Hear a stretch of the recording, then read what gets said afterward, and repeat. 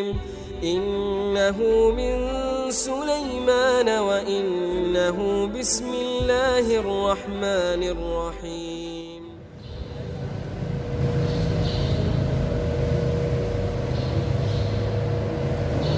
السلام عليكم ورحمة الله وبركاته. بسم الله الرحمن الرحيم. الحمد لله والصلاة والسلام على رسول الله محمد بن عبد الله وعلى آله وصحبه ومن والاه أما بعد. سبحانه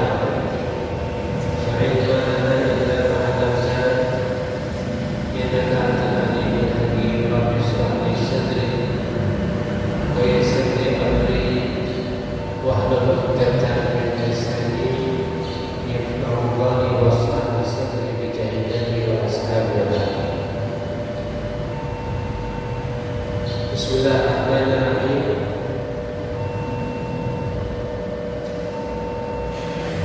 Masih kita teruskan hadis yang nomor 14. An Ibnu Mas'ud radhiyallahu anhu, hadis riwayat Sayyidina Abdullah bin Mas'ud radhiyallahu anhu.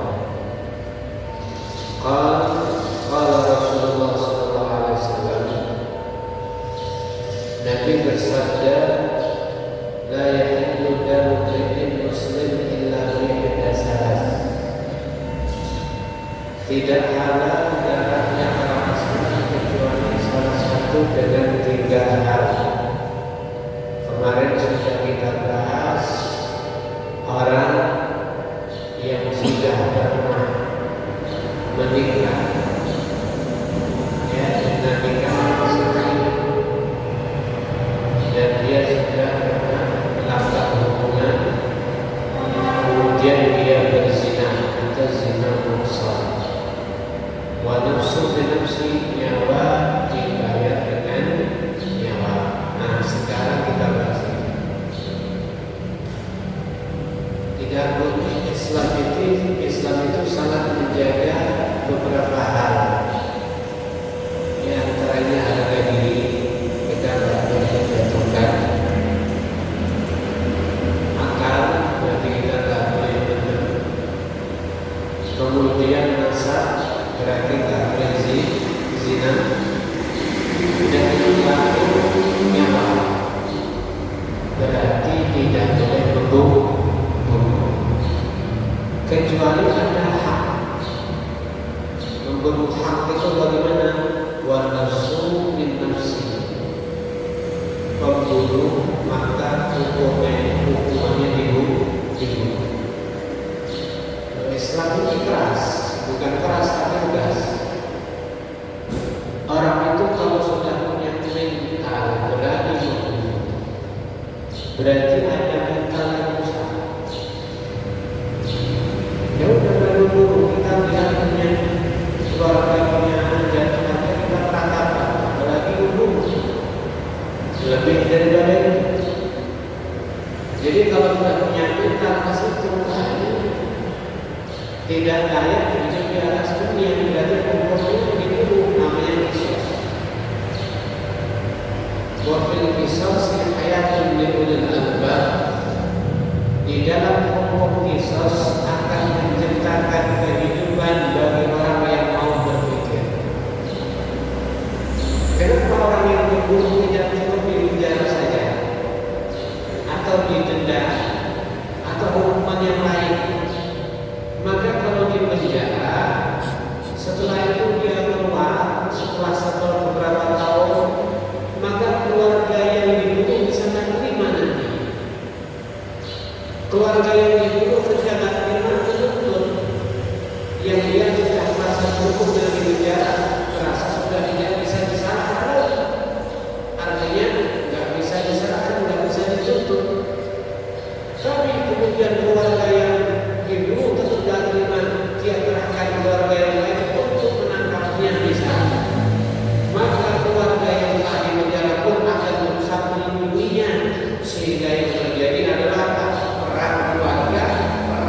daripada keluarga. Kalau udah perang keluarga, nanti efeknya pembunuhan akan semakin besar. Bagaimana Islam memberikan solusi daripada semua tadi? Yang punya mental berani membunuh, ya disudahi, dilenyapkan daripada dunia sudah selesai. Cuma masalah ini yang bertugas untuk melakukan ini bukan tugas kita, ini tugas pemerintah. Kalau kita main hakim sendiri, itu kalau bicara hukum si pembunuh hukumannya dibunuh supaya tidak rentet kepada keluarga dan seterusnya. Kemudian Watarik lidini. Dalam Islam, hukum Islam juga boleh dibunuh lagi orang yang meninggalkan agama. Siapa yang dimaksud? Orang murtad. Ya, dalam satu hadis riwayat Imam Bukhari, man baddala dinahu faqtuluhu. Man, siapa orangnya badala yang dia berani mengganti dinahu terhadap agamanya, faqtuluh, maka berhak atau boleh dibunuh. Hadis riwayat Imam Bukhari, Abu Dawud,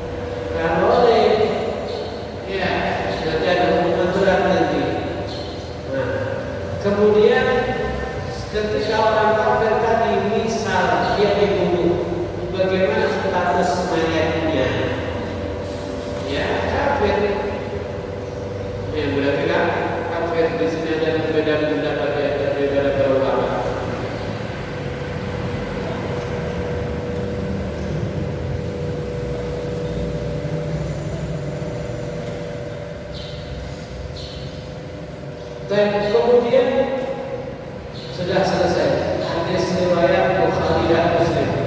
Al-hadis al-khamis asyar. Kita masuk hadis ke-15. An Abi Hurairah radhiyallahu ta'ala anna Rasulullah sallallahu alaihi wasallam qala man kana yu'minu billahi wal yawmil akhir falyaqul khairan aw liyasmut. Wa man kana yu'minu billahi wal yawmil akhir falyukrim jarah. Wa man kana yu'minu billahi wal yawmil akhir falyukrim dhaifah. Rawahu Bukhari wa Muslim. Hadis yang nomor 15 dikatakan dari sahabat Abu Hurairah radhiyallahu ta'ala bahwa Rasulullah SAW beliau bersabda, "Man kana yu'minu billahi wal yawmil akhir," siapa orang yang beriman dengan Allah dan hari akhir, falyaqul khairan, hendaknya ngomongnya yang baik. Aw liyasmut, kalau tidak bisa ngomong baik minimal dia ya. Kalau anda beriman dengan Allah hari akhir, berusaha ngomong yang baik, yang bagus. Kalau nggak bisa dia memangkan juga wajib berbicara yang aku iman dengan Allah yang hari akhir, muliakan tetangga, dan yang aku iman dengan Allah yang hari akhir, maka muliakan tetamu anda. Rawahu Bukhari Muslim. Sekarang kita bahas yang pertama, yang aku iman dengan Allah dan hari akhir, hendaknya ngomong baik, kalau tak bisa diam. Karena pada demikian orang mukmin itu hendaknya dia melakukan perkara yang menyebabkan menjadi mukmin yang sempurna secara ucapan dan perbuatan. Makanya hindari ucapan-ucapan yang tidak ada manfaatnya. Hindari ucapan yang tidak ada nilai kebaikannya, apakah bersifat haram ataupun makruh. Bahkan perkara yang sifatnya mubah. Kenapa demikian? Sekali mubah kadang-kadang bisa mengarah kepada makruh atau bahkan kepada haram. Ya, kok gitu? Karena memang kita diajarkan jangan menyia-nyiakan waktu. Min husni Islamil mar'i tarku ma la yahi. Tanda Islam yang baik dari seseorang kata Nabi adalah yang meninggalkan perkara yang tidak ada manfaat. Sebenarnya ngomong itu kadang-kadang ada untungnya, tapi juga kadang-kadang ada ruginya. Demikian dia itu sebenarnya juga ada untung, kadang-kadang ada ruginya. Maknanya kalau ngomong usahakan dalam posisi beruntung, kalau dia usahakan juga dalam posisi dapat untung. Apa ngomong dapat untung? Mungkin bernilai amar ma'ruf nahi munkar, mungkin memotivasi orang bersedekah, ya mungkin dikasih dengan bangku. Tidak ada secara kebanyakan daripada perbincangan kalian illa man amara bisadaqah, kecuali perbincangan yang memotivasi kepada orang berinfak dan bersedekah. Jadi kalau memang ada nilai yang baik sehingga ada beruntung, maka anda masuk dalam kategori adalah al-khair kafa'ilih. Mulut anda sebagai petunjuk kepada kebaikan, maka anda dianggap menjadi pelaku. Kalau yang anda tunjukkan melaksanakan, anda juga dapat pahala daripada perbuatan baik tersebut. Demikian kalau dia usahakan diam, anda juga beruntung. Apa maksudnya? Ya, daripada diajar ngomong yang tak jelas, diam. Tapi kalau ada orang ngomong tak jelas, kita ikut mendengarkan. Ada orang memuji, maka asalnya yang mendengarkan sama seperti yang ngomong, kecuali ada pergi atau ingkar dan seterusnya. Sekali lagi, ulama membagi omongan itu ada 4 macam. Yang pertama, dharar wa omongan itu ada bahaya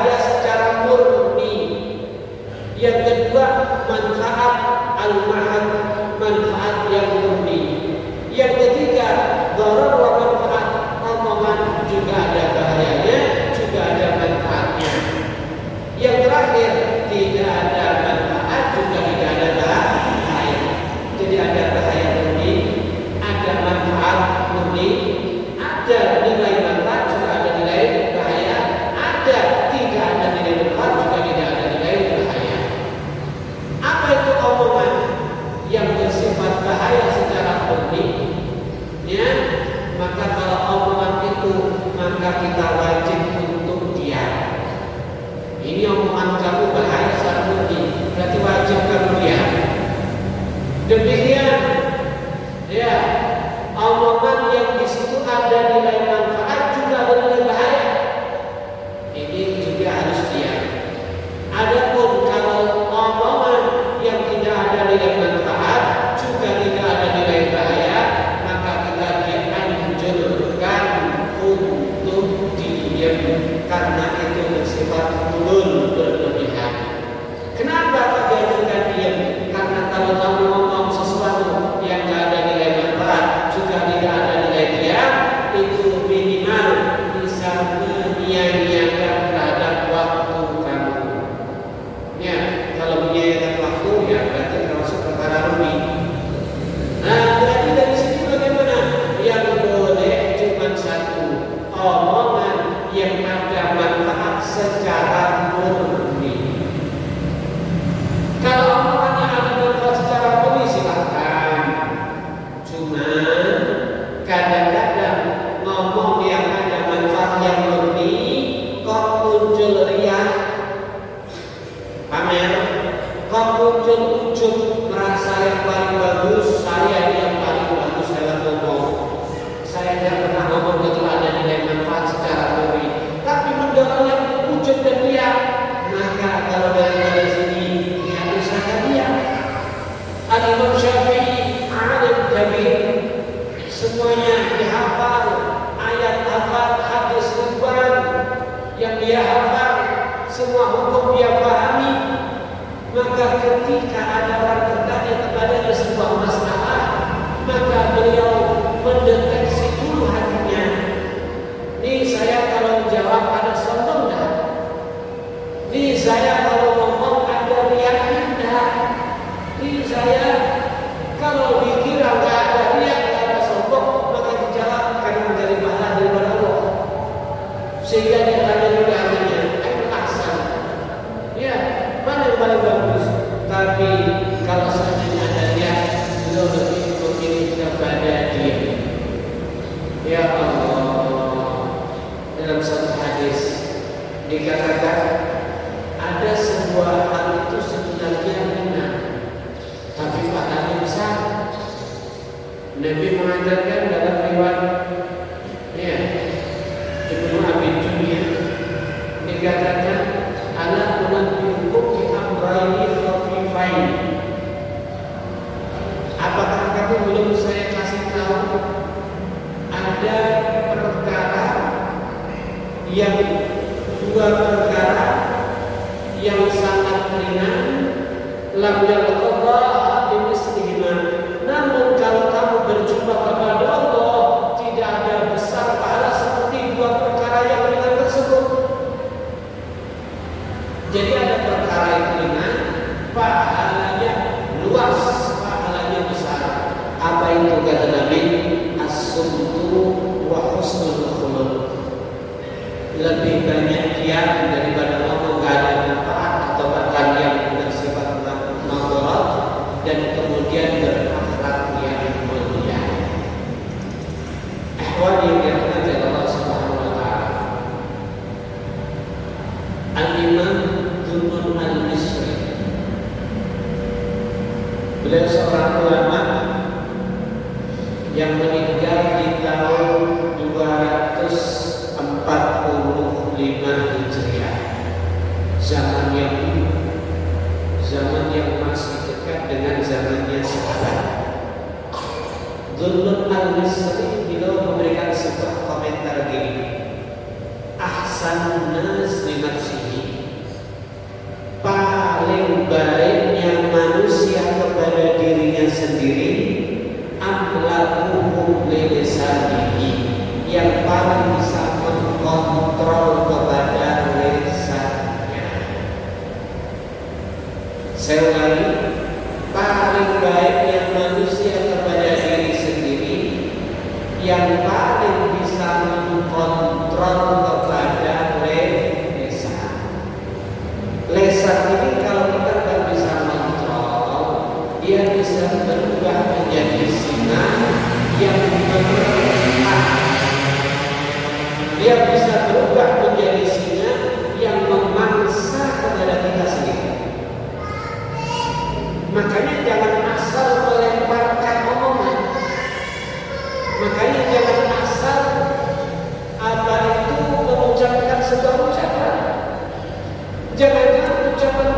menjadi singa yang memangsa kepada kamu sendiri. Betapa banyak orang tertutup pintu rezekinya bukan karena apa? Karena omongannya. Karena omongannya yang gak enak, karena omongannya yang dia tidak bisa mengkontrol, karena omongannya yang mungkin menyakitkan, karena omongannya sehingga justru pintu rezekinya tertutup, pintu rezekinya tersendat-sendat, pintu rezekinya tidak menjadi lancar, padahal dia sangat butuh kepada itu. Tapi kenapa seperti itu? Karena omongannya.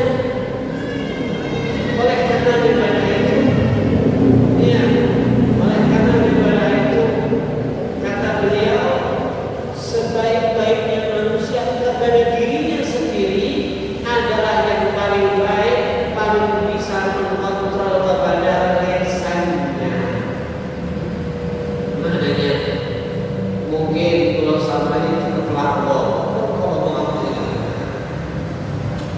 berarti kamu seperti tidak bisa baik kepada diri sendiri.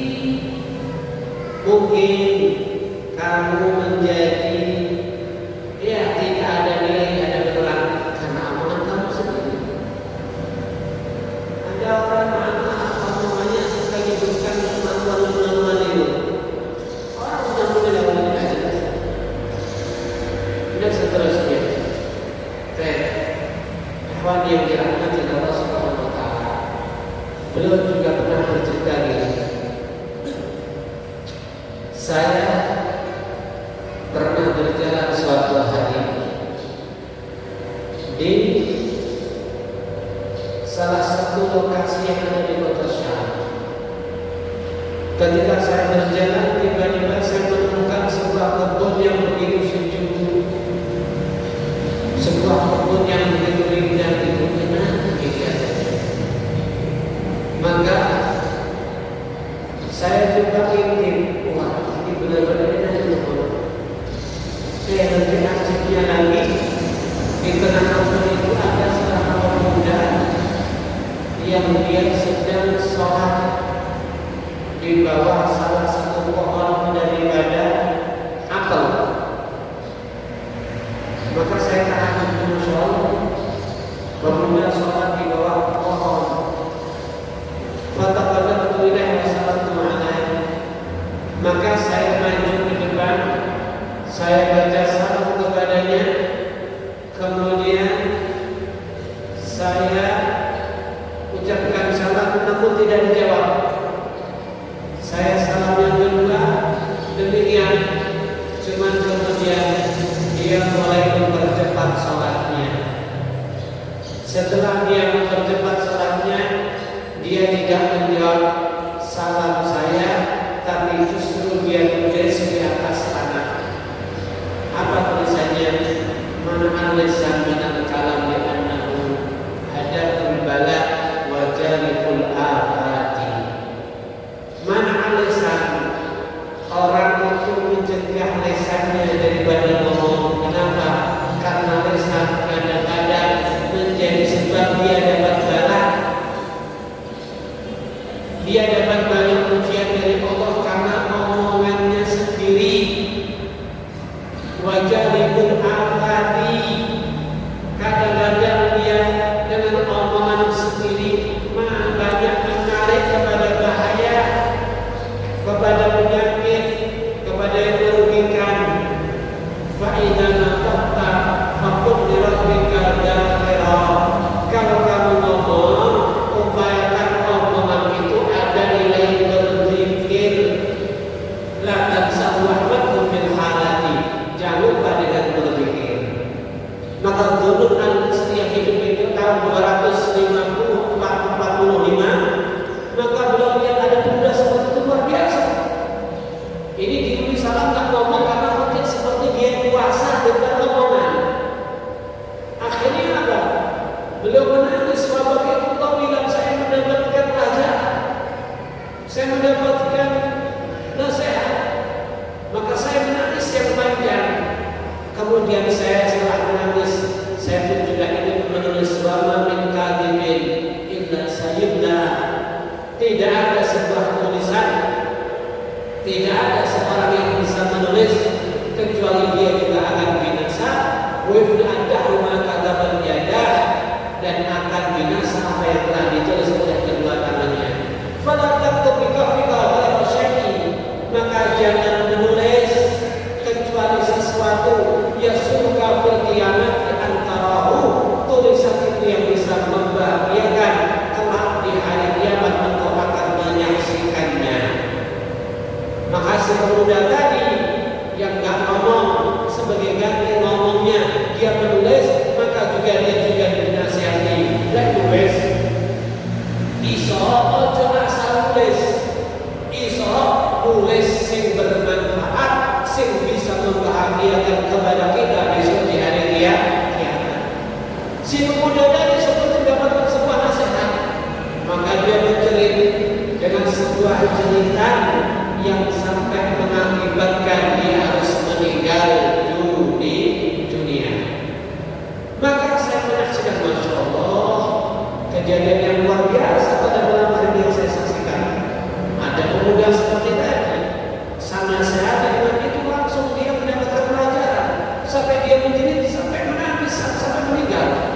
Maka akhirnya aku ambil mayatnya, aku coba untuk mandikannya, aku bungkus kain dengan kain kafan. Akan tetapi tiba-tiba ada sebuah suara, khamli anhu, tinggalkan dia. Ada apa ini? Fa inna Allah azza wa jalla wa'adahu an yatawaffahu dengan malaikah. Karena Allah subhanahu wa ta'ala, dari suara tadi, telah berjanji tidak akan mengurus jenazahnya kecuali langsung kepada para malaikat. Iya, maka aku pun akhirnya menuju kepada sebuah pohon. Aku sholat di sana 2 rakaat. Kemudian setelah itu aku datangi lagi mayatnya. Tiba-tiba mayatnya sudah tidak ada. Masya Allah, ini tadi menceritakan kepada kita bagaimana itu pemuda sangat berikhtiar, bukan sekedar berpuasa dari makan dan minum, tapi juga berpuasa dari omongan yang tidak bermanfaat. Ya, kalau menahan makan dan minum dengan puasa mungkin kita mampu, tapi kalau menahan lisan dari asal ngomong yang tidak ada manfaatnya bukan hal yang mudah. Makanya Al-Imam Tirmidzi berkata dalam satu hadis, meriwayatkan dalam satu hadis, man sholata najah. Man siapa orangnya sholata dia najah maka beruntung. Berarti dari sini, ya, dia itu, ya otomatis ada beberapa faedah. Minimal kita nggak ngomong yang sampai terjadi tahrif, merubah sebuah kalimat, atau omongan yang lempeng daripada jalur kebenaran, atau omongan yang bersifat gurul tidak ada manfaat. Bahkan orang dia itu justru lebih berwibawa. Anda lihat putra Anda, kalau Anda cara mengukur terlalu banyak ngomong, justru nggak ada wibawanya. Ngomong asal kekeh, madem berbola. Iya, sudah. Tapi kalau ngomong,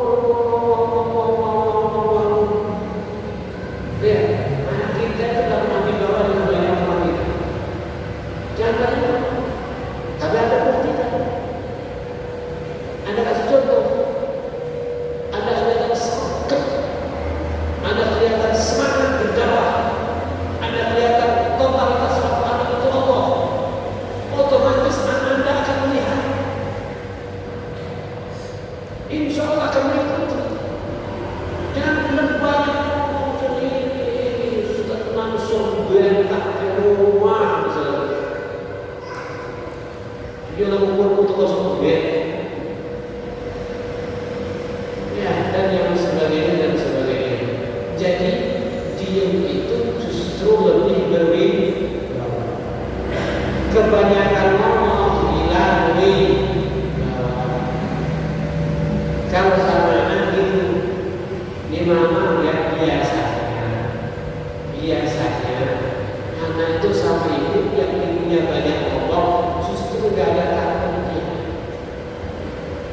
Mesti orang ini kan coba mencoba kalau ada orang kami kerja karena salah itu wajar kalau dia justru anak kadang-kadang tapi sama ayahnya misalnya saling ulang ini wah itu langsung orang kan ngomong sampai bukan waktu makanan mirip misalnya langkah sampai jadi mirip langkah sampai jalan itu dan memang hadirin yang dirahmati Allah Subhanahu wa taala. Ada lagi Sayyidina Ali Hasan Basri. Beliau mengatakan mendikasi waktu kasual sakti. Orang itu kalau banyak ngomong biasanya banyak keliru, banyak jatuhnya. Ya. Banyak jatuhnya. Demikian sebagai ulama juga ini, ialah wakas kata-kata. Hindari kamu terlalu banyak ngomong. Kenapa? Fa innahu yudhir bil uyubika ma batal. Kalau kamu banyak ngomong, justru kadang-kadang menampakkan aib kamu yang tersembunyi. Anda itu kalau mengaudit orang itu ada nilai ilmu atau tidak bisa dilihat dari omongannya. Kalau omongannya tidak jelas,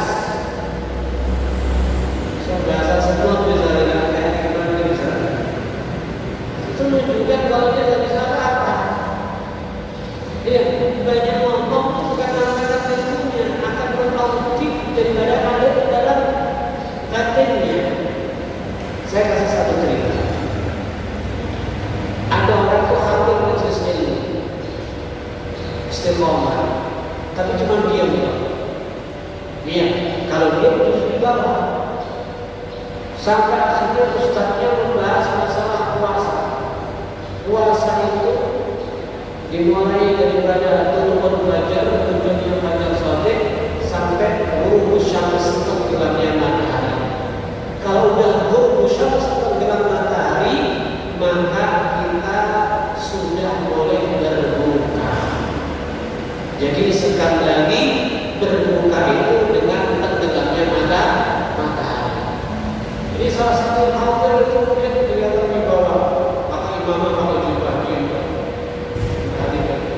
akhirnya dia ada pertanyaan enggak? Enggak ada. Baik paham. Dia orang kita itu ada orang yang paham, ada yang tidak paham sama sekali, gitu kan? Kemudian yang dia melihat di bawah, coba acung tangan. Saya mau tanya, silahkan. Dari Ustaz sampaikan berbuka ketika tenggelamnya matahari. Kalau seandainya matahari tidak mau tenggelam, kapan kita bukanya? Halo, matahari tidak mau tenggelam, kapan kita bukanya? Kalau seandainya kamu dari kemarin itu di bawah, sekarang kamu mau kelihatan kalau kamu muncul, mana ada matahari tidak tenggelam? Oh, misalnya, kapan matahari tidak tenggelam? Terjadi matahari tidak tenggelam. Artinya apa? Orang ngomong itu justru mengungkapkan yang ada dalam hatinya. Yang ada dalam hatinya itu terungkap. Dari omongannya itu nampak. Kita bisa mengaudit orang itu dari omongannya. Cuma kadang-kadang memang omongan bisa kita buat sebagai kan lama-lama kelihatan. Ini bernilai, ini enggak, ini dulu atau berilmu dan seterusnya. Baik, makanya nggak bisa punya ini kadang-kadang ngomong dengan pakai mikrofon yang diterus sama orang. Itu bodoh. Nah, maka daripada itu ulama mengatakan kenapa telinga itu dua, desa cuma satu. Coba kalau saya dibalik desanya dua, telinga satu. Anda telinganya dua, desa satu. Itu kasih isyarat kepada kita. Kita itu dianjurkan lebih banyak mendengarkan daripada ngomong. Tidak. Desanya satu, telinganya dua. Anjurannya lebih bagus banyak